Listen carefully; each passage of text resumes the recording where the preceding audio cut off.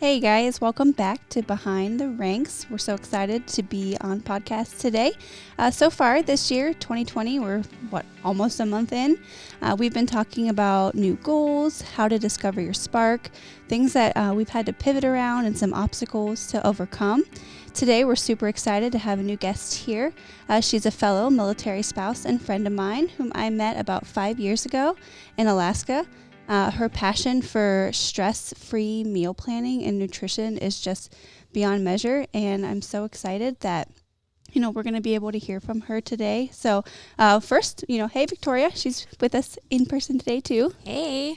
And Heather, she's tuning in with us via phone. So welcome, Heather. Thank you. It's good to be here. Thank you so much for joining us. Why don't we go ahead and get started, and you can tell us a little bit about yourself, your history, your military affiliation, and just how we got lucky enough to have you on here today. Yes, it is such a joy. I love any time that I can connect with military spouses. I think that that's something that's common in the military spouse community, right? It's like when you see another person, like, oh, that's my person. They know my life. Like, this is so great. But yes, my name is Heather Campbell, and I am the owner and founder of Glory Nutrition, which is a private practice to help overwhelmed families find meals that work for them, basically. And Michelle and I were able to connect about 5 years ago. I had just stepped away from my full-time position. We were in the Arctic in Alaska. I had 2 kids under 2 and a husband who was TDY a lot. And then we had 3 kids under 4. So it was just a crazy season. And it was so interesting as Michelle and I plugged in this MOPS ministry that we were part of and served alongside each other in the community. The more and more, I wasn't spending time at my job anymore, obviously. And I was spending more time with these military spouses and these military families. I had this misconception that, military spouses, sat around and ate bonbons. And I tell my husband all the time that I'm still waiting on the bonbons. Like, I'll occasionally lay out on the couch and I'm like, do you have the bonbons? Like, I heard that these were part of it, and I'm still waiting. But as I got to know these families, I realized that we have these amazing men and women who are serving alongside their service members, who are educated, who are driven, who are driving their communities, but also are really overwhelmed with how to balance all of the things that we have as military families, the tight budgets, the crazy schedules, the unknown, the kids that deal with more stressors, than most of us ever dealt with in our childhoods. And as I got to know these families, I'm like, well, hey, I'm trained in family and pediatric nutrition. Like, I could make this easier for them. I should teach them my tips and tricks. And then also, being a mom of 3 children under 4 in an expensive location, I also had the experience, right, to say, hey, this is what I learned professionally, but this is also what works for our family. And so it's just kind of grown from there, from volunteering to consulting, and now having a full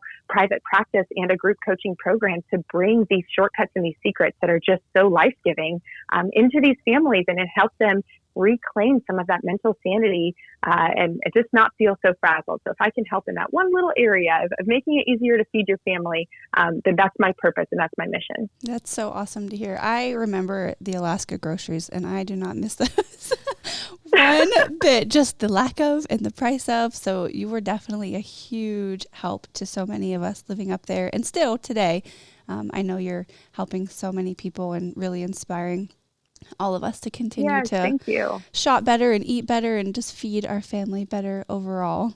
Yeah. So you mentioned you do pediatric nutrition. What got you into that? Yes. So actually, my college roommate, one of my dear friends from high school, we lived together for, in college, you have multiple roommates, right? So there was a season that we lived together, and she has cystic fibrosis, and she had a lung transplant when we were in college, and then had a second lung transplant when I was in graduate school. And I went to graduate school to learn pediatric nutrition, and specifically in cystic fibrosis. So that's pediatric pulmonary. There's a lot of nutrition support that they need, a lot of nutrition intervention because of the way that the disease affects both their lungs and all of their membranes, that you have that liquid exchange, right? So your lungs, of course, you've got liquid and air exchange in our digestive system. There's just a lot of different areas that they need additional follow-up. And so that's actually what I was studying. And then I was in my doctoral program, so I had a full ride for my doctorate. And then I met this guy. Okay. That's I was wondering, I was like, where did the military come in? Yeah. So then, yes, I had some friends who said, we've got this guy who's going to live 5 hours away. He's an Air Force guy. Like, you guys would really hit it off. And I was like, no, thanks. I'm good. I'm in a graduate school program. I went from undergrad straight into doctoral work. And Wow.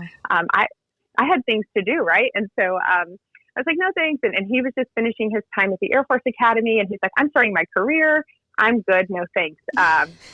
We got married a year later. Right. Both of you, I'm good. Thanks. And then somehow Here comes Yeah. Cupid. And so, exactly. And in that transition, being that specialized in my practice and where I sort of grew up as a dietitian, right, in pediatrics and pulmonary, I don't know if you guys have noticed, but not every place the military sends you has your job or has your career field or your interest. And so I moved to our first duty station, and they did not have pediatric pulmonary. We weren't that far from where I had been in graduate school. So I actually knew the patients in the town I moved to because I saw them, in Birmingham. So I moved sort of being able to still use this pediatric focus that I had in this pediatric training. And I was able to train with one of the foremost preschool feeding experts, children under the age of 5. So, I mean, that when I say this is my jam, like this is my jam. And then I worked in WIC for a while, which was a really great way to serve my community. And then also in Alaska, when we moved up there, I was able to consult in with the WIC department. And so that even helped me plug into my local Alaska community, but get to know the Eielson families even more, because these are the people that I was in MOPS group with and in spouses clubs with. And these are the people that I was already living life with. And so I was able to bring in these additional resources to help them. So it turns out that this area I started in graduate school is still what I love to do. And that's working with kids. And really, when you're working with kids, you're actually working with the parents and the caregivers, right? That's who's making the decision. Right, you're not telling these kids, okay, here's how you eat a healthy meal.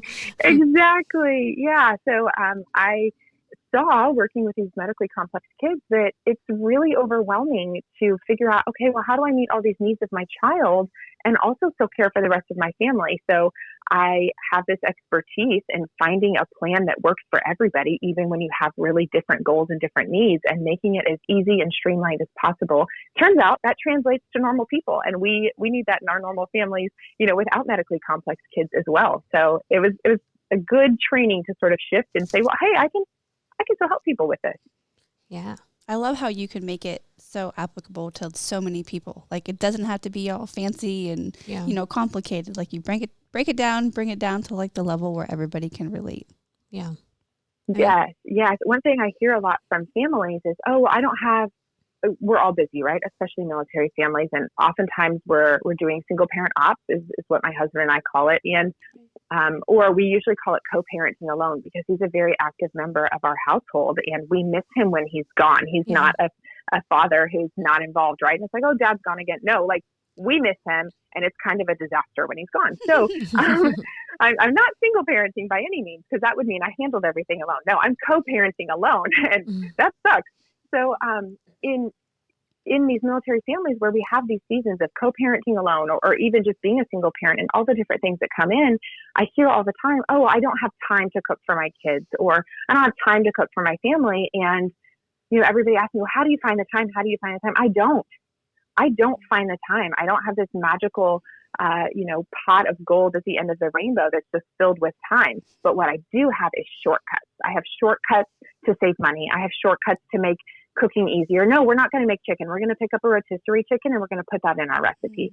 Things like that. So shortcuts for time, shortcuts for budget, and shortcuts to get your kids to just freaking eat what you cooked them. Okay. Like that's what we all need. And so I hear this so much, like, oh, it's so hard, or, oh, my kids won't eat what I feed them. And I'm like, okay, well, let's work within the parameters of what they will eat. And let's just, let's start there. And so it's really interesting when I get to work with these families and bring in this peace of mind and give them that encouragement that they don't suck. They're not missing the mark, right? Like, they just have this Pinterest poly standard that they think it needs to be. And it's a black and white, like, well, if I can't have it this way, then I'm very clearly this way. And there's a whole lot of gray in there. There's this whole spectrum of where we can be. And during PCS season, I feel like we're maybe more on the McDonald's and Burger King side of the spectrum. And then there's other seasons where we're more in home cooked meals side of the spectrum. And we vary all along there, and everybody does, but we don't give ourselves permission to not have it all together all the time and to use shortcuts. And that's what I teach people. That's what I teach parents, is how to use these shortcuts and be confident in it and get on with the rest of your life. It doesn't revolve around your kitchen. Yeah, those are some awesome things to think about, because we are typically in a busy season, and I don't know where that pot of gold, full of thyme is or anything, but that'd be great to have. However, like you mentioned, like being able to pick up that, already cooked rotisserie chicken, or if you are going through McDonald's or Burger King, like they offer fruit, like they have parfaits and yogurt and different stuff. I mean, there's still options, there's still shortcuts like you're, discussing. So what are some of those shortcuts and tips that you would give people like in this busier time, or for those that have more picky eaters? Yeah, so I would say if you are going through drive-through, right? We have one night a week. Wednesdays for us are a night that all three of my children have a different event. And the other two children therefore have to go to two events that they're not involved in, right? And then like go to their one event. And so I'm toting all of these kids around all evening. And so Wednesdays are not the night that we cook at home. They're not the night, or if we do, it's something very easy that I'm not going to fight the kids because I'm already fighting them each for two activities that they're not involved in. I'm not going to also fight them through dinner. So a great shortcut for nights like that when you have those busy nights is if you're going to drive through, just pick up your entree. On your way home, pick up your entree, or even if you're not going back home, bring, some carrot sticks or some cucumbers or whatever it is that your kids like to eat that's relatively healthy, that is, quote unquote healthy. I hate that word. I usually call them growing foods and fun foods. So, bring your good growing foods from home. Maybe they like apple slices and carrot sticks. Great. We're going to drive through Chick-fil-A. We're going to pick up chicken nuggets, and we're going to eat our chicken nuggets with our carrots and our strawberries or our apple slices. That's fine. Why do we think that going through the drive-through is bad? So I think we have this idea a lot of the times as moms that going through the drive-through is everybody's getting a meal and a drink and the whole thing. Well, why can't I get the 20-piece nugget and bring water bottles and fruit from home? And now we're still driving through. We're still having this easy meal, but we're balancing it out with those foods I want them to be eating and those foods they enjoy eating, and having them both. Why can't we have both? We can. That's brilliant. Yeah. That's such a good idea. Absolutely. Yeah, and it's such a mindset shift, right? When you realize it doesn't have to be all fast food or at home food. Like you can have both. Or last night our night was crazy, and those nights happen. And so my husband said, "Forget it. I'm just going to order pizza. We're ordering pizza tonight." Which, if we're going to have like a fun night, it's typically Friday. That's the night that the kids know are going to be pizza night or chicken nugget night, and that's like our time, because the rest of the weekends can get so busy with activities. But Fridays are pretty, at this season in our parenting, they're set aside for family time. And we are in that sweet spot where our kids aren't in diapers, but they don't hate us yet. So we all actually, we enjoy hanging around each other. So we prioritize that for Friday night. So if that means fun food to get the kids excited about hanging out with the family, that's what we do. And so we ordered pizza, but then we also had a bagged salad that was in the fridge that was supposed to be with the dinner we were supposed to be cooking. Like, great, we're going to have pizza and bagged salad, and we have some mandarin oranges. Like, great, dinner's done. Yeah. And when you look at it, okay, gosh, I had this pizza, but no, I had a main food and a vegetable and a fruit, and that's fine. But like, I don't feel guilty about it. It was great. Everybody loved it. Everybody ate. We didn't have any fights. It was awesome. We ate in the living room and watched a movie together, and everybody loved it. And that works so well for all families. Like hearing it from, yes, your expertise, your background, like it works for us too. Like I have no background whatsoever in any kind of nutrition or medical field or health field at all, but we do that same thing, and everybody's still happy and healthy and growing, and we don't feel bad about it, and we still have fun. Like Friday nights are our family nights too, and we try to do either like fun finger food or appetizers, but I can guarantee you there's always some sort of fruit, vegetable salad, something along those lines that's offered with it, and everybody's still happy and has a great time. Sweet. Hey, so right, Heather, exactly. I have a question then. Mm-hmm. So when you're working with somebody individually, then why don't you talk about like how you try to like make it like your program to fit them specifically and their family specifically? Like what do you talk about with them, or, do you send them, a bunch of questions that they can answer, and, how do you tailor it to them? Yeah. So my program, I have a general template that I follow to get people to go through the motions, right? To get them moving forward towards their goals. But I really take time to get to know each individual and each family of where they're starting. And I get to know where they want to be. And I tell my clients that I'm more of a GPS, right? So when you go into your car or into your phone and you're using your GPS, which, doesn't work in Alaska. So if you're in Alaska and you're listening, this doesn't work for you. The GPS pretends we don't exist. But when you're going in and you're going to use your GPS, what happens when you put in, okay, take me to Home Depot? Your GPS takes time to triangulate where you're starting, but then is able to give you turn-by-turn direction. Go 500 feet, take a right, go half a mile. It's on the left. So when I'm working with a new client, I can't get in as their GPS and then say, take me to Home Depot. Just take me to Home Depot. I want to be at Home Depot. Why can't you just tell me to get to Home Depot? I'm like, I don't know where you're starting. I can't. There's not just a blanket statement of 100% guarantee this is going to work for your family. It takes some time to really get to know those pain points. And somebody who, I've got a client right now, she lives in Germany and they're in lockdown, and she has, they have a lot of food allergies in their family. So 1, there's no fast food. 2, they're in lockdown. 3, what is available that's quick, they can't get. And so we had to come up with a lot of backup plans and a lot of ideas that she can have on hand that are still quick and easy for those crazy nights that, okay, I was going to make this 25-minute meal and I actually need a 5-minute meal. Well, she doesn't have Chick-fil-A to drive through. So we had to come up with what works for her. But what she needs in Germany under lockdown isn't what I need in Montgomery, Alabama, when I live 10 minutes from Chick-fil-A. Okay. Unless it's Sunday, like I'm going to recommend Chick-fil-A because we've lived where there hasn't been one and we're going back to where there's not a Chick-fil-A. So I'm pretty much like soaking in, 8 years worth of Chick-fil-A in the 3 years that we're here. And so I think that taking that time to really figure out what are their pain points, what are the specific things, is it 2 working parents and time is their biggest problem? The kids aren't that picky, but we've got to find some time shortcuts. Or maybe I've got a mom who stays home and has time to cook the food, but can't get her kids to freaking eat them, right? So those are 2 different needs, but it all comes from the same mindset. It's just different areas that we need to focus on, if that makes sense. Awesome. Man, how do people like find you? Are you on Facebook? Do you have a website? Instagram? How do people like get in contact with you, or what do you recommend? Because I know you also have a Facebook group. Yeah. So your first steps. I do. Yes. Yeah. So you can find me on Facebook under Glory Nutrition. That's my public page. I post a lot in there. There's also a free Facebook community. It's called Stress-Free Family Meals. So if you search that in your search tab on Facebook, you'll find it. Or you can go to Glory Nutrition and there's a little button that says join the group. And you can join. And there's just a few entrance questions just to help me kind of know how everybody's coming in, give me a better idea of how to best support them. But also sort of weed out any robots or anybody who's coming in to post 7 times a day about their whatever, fill in the blank. So there are a couple of entrance questions. It is a private group and it's designed so that we're all in there building a community together. So different people chime in all the time. Hey, here's what I tried at Chick-fil-A. Here's what I got at Chick-fil-A, or here's this shortcut I tried with our spaghetti, or here's this thing that Heather taught me. And both, I've got that free group, but all of my paid clients are in there as well. They stay in the group. They don't go somewhere else. So they're able to sort of bring in tidbits that they're learning. So those are where you can find me on Facebook, Glory Nutrition, or the Stress-Free Family Meals group. On Instagram, you can find me at glory.nutrition. If you just search regular old Glory Nutrition, you're going to get like a 15-year-old German kid. So glory.nutrition on Instagram.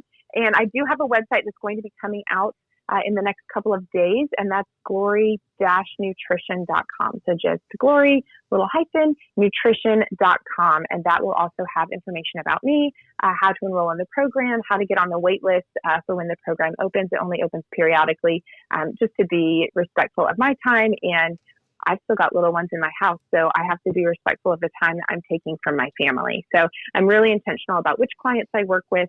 I can't really put aside time for clients who don't actually want to change, right? I see that a lot where people just use these things like, oh, my husband puts his dirty clothes on the floor. Oh, my kids won't eat as talking points that they don't actually want to change, which is fine.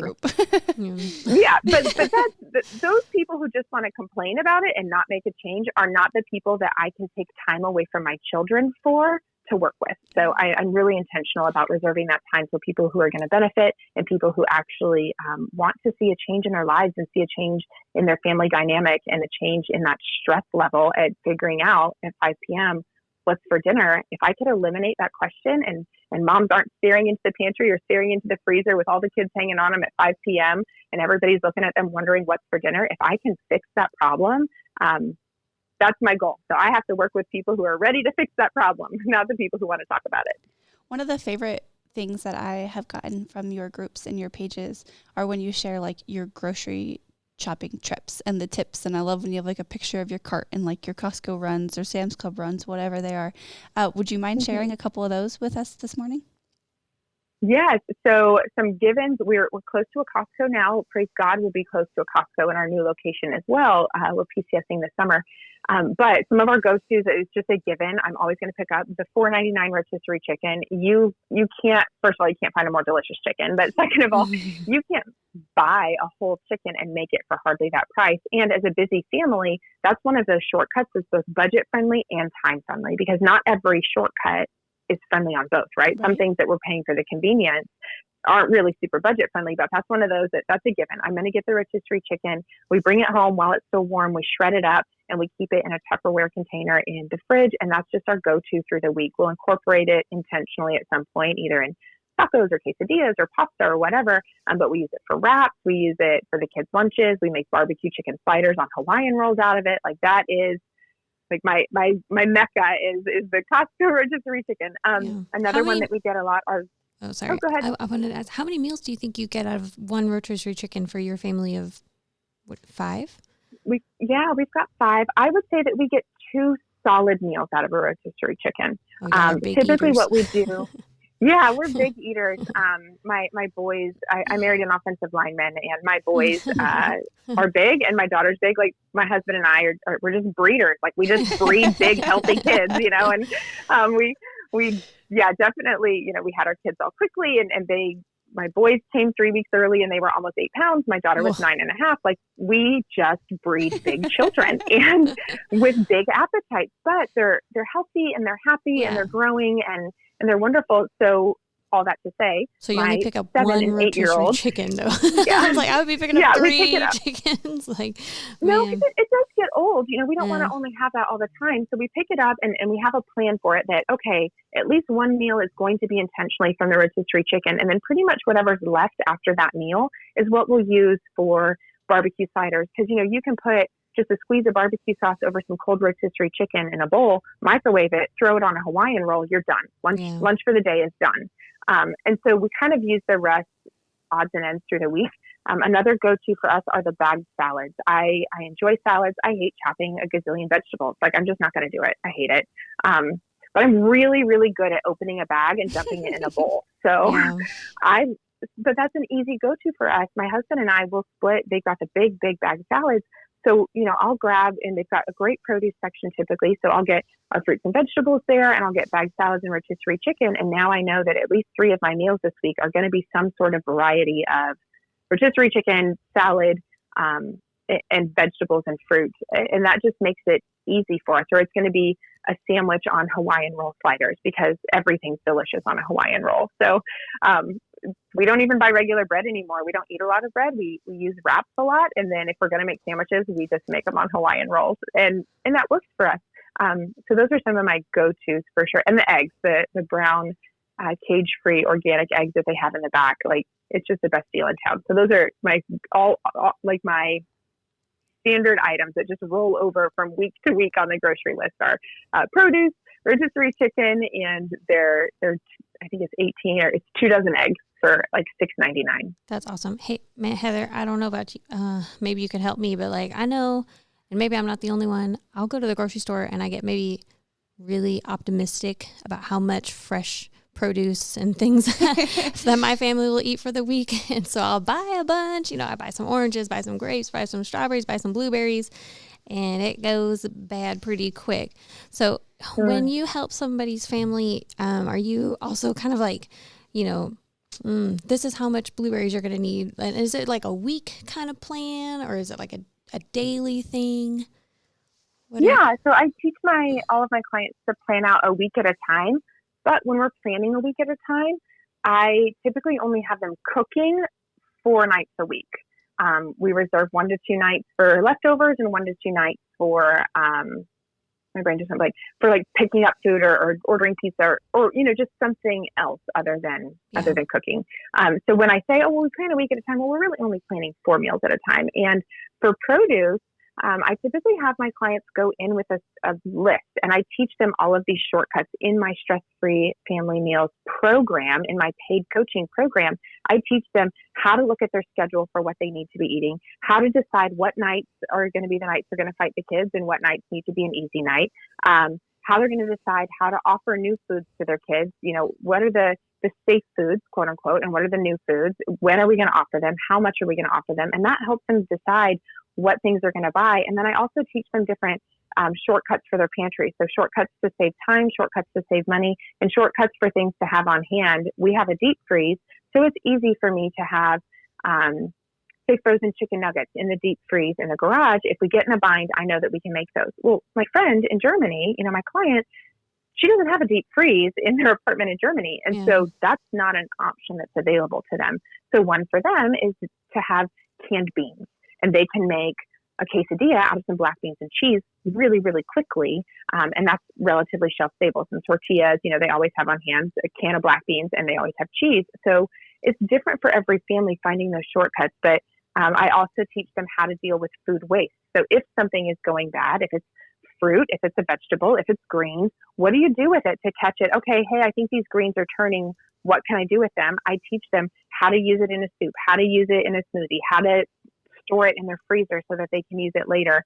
I had a friend named Jenny in Alaska, and she was like the budget and cooking queen. She was just a goddess among yes, she was she's a goddess among mortals, and one of my very favorite women. And she, of course, had toddlers, in her house, and so she'd find these like half-eaten apples, half-eaten peaches, whatever.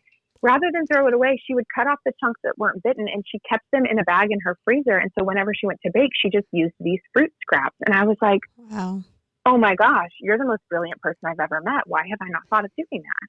Yeah. So just implementing some of these shortcuts and some of these tips and tricks to save you money. And then also on the food that you've already purchased, save you from throwing that, you give the dollars to the store, you bring home the food and throw the food away. You could just take your cash and put it right in the trash can. Oh, yeah. Let's stop that. How do we stop putting our money in the garbage can? So that's another thing that I teach in my programming. Awesome. You seriously described her to a T as well. Huge shout out to Jenny. That sounds perfect description and really great tips. Yeah. Really great tips. So one more question then. So you say you have this program that you do. So if somebody were to contact you, Heather, man, I need your help. How long does your program typically take? Or is that also by individual, after talking to them, do you kind of you know what, you're going to need more than my typical No, most everybody has been able to reach their goals. I will say this, 100% of my clients have reached their goals by the end of the program. And we set our goals in the beginning of, okay, what do we want to see? What do we want to have happen at the end of our time together? I work with them for 8 weeks, and then I open it up to be available to one-on-one coaching after if they feel like they still need it. I haven't had anybody have to move into that. And I have isolated my one-on-one coaching to be for people who have already gone through my program, because what I teach in this program is what is healthy? What are these shortcuts? How do I decide what to eat? How do I get my spouse on board? How do I get my kids on board? And a lot of these foundations of a good family routine, right? And I found that in my one-on-one clients, I was having to go back and teach all of this stuff. So it was just wasting a lot of time. And in the effort of budgeting time, right? Shortcuts for time. Nope, you've got to learn the foundations before you're eligible for my program. But it turns out most of the people I work with, once they get those foundations and sort of address some of these main issues that we all struggle with, they're set up for success, and they kind of check in with me periodically. But my initial program is 8 weeks long, and it's about 5 to 6 weeks of learning and intentional changing and implementing. We implement their new meal plan by week 3 or 4. So halfway through the program, they're already making changes.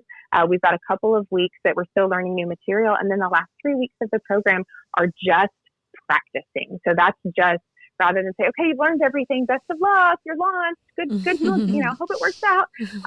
They're still there, and they've learned it, and now we're implementing it. And we're saying, okay, hey, I tried this.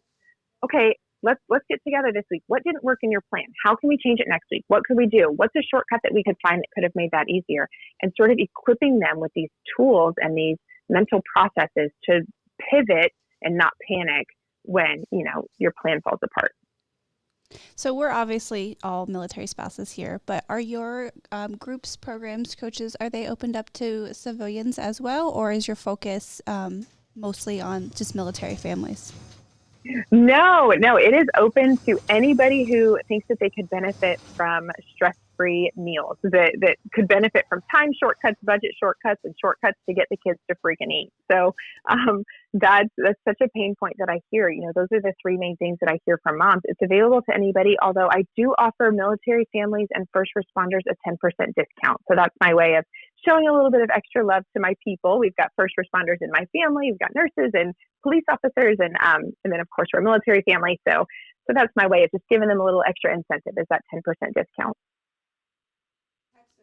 That's awesome. I'm so glad that you extend that out to, other people. We've had come across some things that, are exclusive, for military families and such, but I'm really happy to hear that we can continue to share this with our civilian, friends and family as well. Absolutely. So before we go ahead and wrap this up, are there any more, shortcuts, tips, things that you would like to leave us with?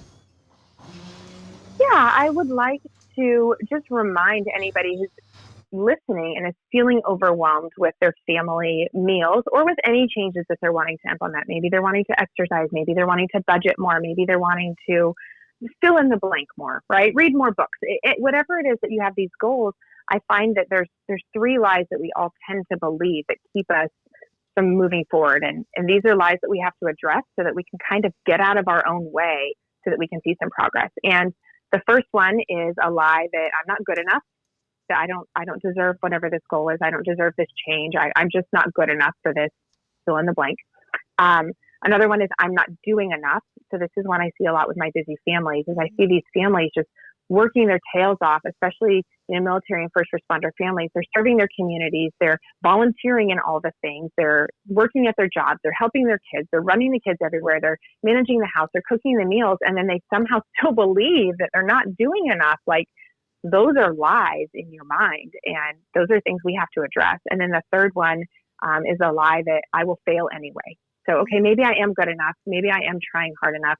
But even if I try this new thing, it's just going to fail. So I'm afraid to fail. I'm afraid it won't go perfectly. So I'm just not going to try. And I think when we realize that we are valuable and that we're made with purpose and that nobody expects perfection out of us and that we're going to fail, but through that failure, we get to learn new things and we get to learn what does work for us. When we can get out of our own way and move forward, that changes everything. So whether it's, in my program with stress-free family meals or whatever your goals are, whatever these things are you're striving for, you've got to address these lies that you are telling yourself that are keeping you from moving forward. That's such awesome, just foundational advice, like you said, and so many aspects in life. Those are things that we can all work on with ourselves. Yeah. Including me. All of us for sure. Yeah.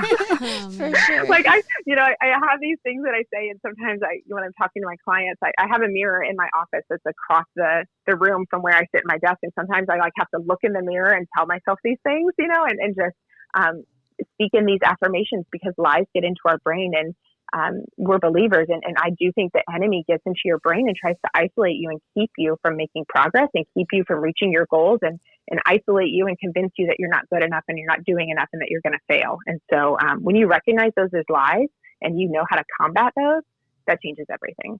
Yeah. Yeah, I definitely think one of my favorite things is your tips of shortcuts and stuff like that. I definitely would absolutely try to implement some of those shortcuts and just making easier meals for my family and stuff. I know I talked to you about joining the program and stuff like that, but it looks like for my family, we'll maybe join your program later this year after we get our taxes back. So, yes. But I was like, taxes. Yeah. So. The bag salad tip has been life-changing. I used to be all about just cutting it all up, doing it myself. I have to make this salad, from scratch. Why? I have no idea. Yeah. Now we pick up bag salads weekly, and it is such a game changer because the kids can easily do it on their own too. They can just open up that bag. They can, do whatever they want. But that's probably one of my favorite things that I've learned from you over the years is just buy the bag salad. Yeah, and not that fresh salads are not good. Right. That's not it at all. But for busy families who really enjoy having a salad that's more than just iceberg lettuce and carrots and tomatoes, right? I don't want a garden salad. I want this fancy salad, but I don't really want to make it myself, and I'm not making this salad dressing from scratch. That's not happening. Oh, yes. So I'll just open my packages and pour it in the bowl and eat it, and it's delicious. And somebody has professionally, assembled this and decided these flavors are good together, and I trust their expertise, and I'll eat it. I highly recommend the blueberry one, by the way. There's this blueberry salad mix out there that's just amazing. That sounds good. Yes. And I think it's got like a really tart cheese and like a balsamic vinaigrette or something with it. It's got something crunchy. I know what you're talking about. It is so good. That one is. It's so tasty. That's awesome.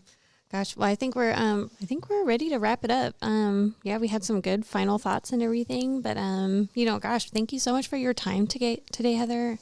And we really appreciate you and look forward to, getting others connected in your program, in your groups, and learning how to be nutritional with all these great tips. Yes, I'm just so excited. Thank you so much for having me. Yeah, this is so fun. And I love that you guys started with your first episode with Brittany.